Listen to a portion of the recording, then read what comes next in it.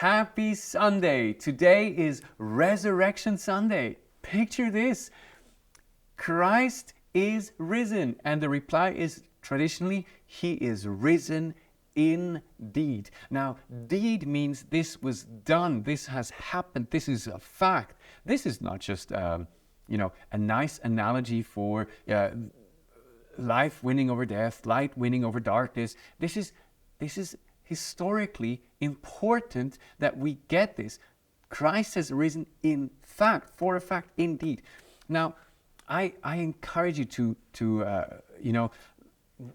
have a look at Tim Keller talking about the resurrection as a historical fact. This is so key. I'll give you just a super short version why you can trust this. 3 out of multiple reasons. Number 1, the recount of the resurrection is not retold as a hero myth. The way Jesus rises again is very unspectacularly. He's just there suddenly, right? There is no he comes out of the grave. That's how it happens in the movies. But in the stories, they just rock up to the grave and it's empty. It's not a typical hero myth.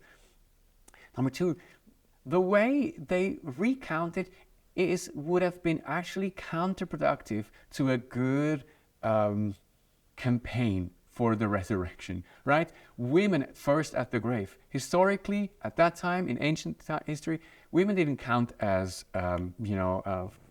witnesses in a trial. So that later on was criticized by many critics of the Christian faith. They were like, their first witnesses were women of all people. Like, how could you trust women? Now, that is not a typical campaign.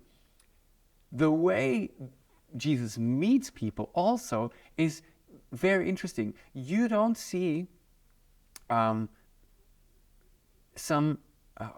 can you tell that? Like, he's not glowing, right? He's not flying. He's suddenly there. He eats with them. He's being touched. It's something that has never happened before in history that way. There is no Jewish mythological precedent for it. It is just there. A 4th reason, the way the disciples afterwards lived. You don't like to die for a good analogy. Nobody does that. Nobody wants to suffer a whole life and get, pushed out of society, basically persecuted their whole life and then hung up upside down just for a good story. Those people, they saw the resurrection for what it is. Jesus has risen indeed. And let me tell you, the disciples were not heroes of faith.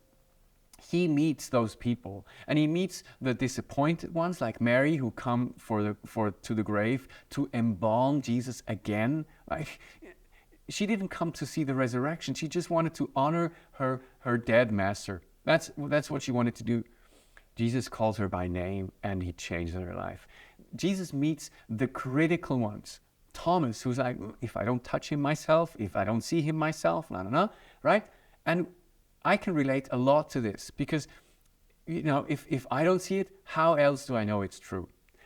God can meet you there. If you just hang in there and at least entertain the possibility that it could be true, God is going to meet you there. Because I've heard a guy who's very intellectual, very critical. I heard him say, what's the chance for the resurrection? He said, non-zero, right? That's at least the way you can treat it.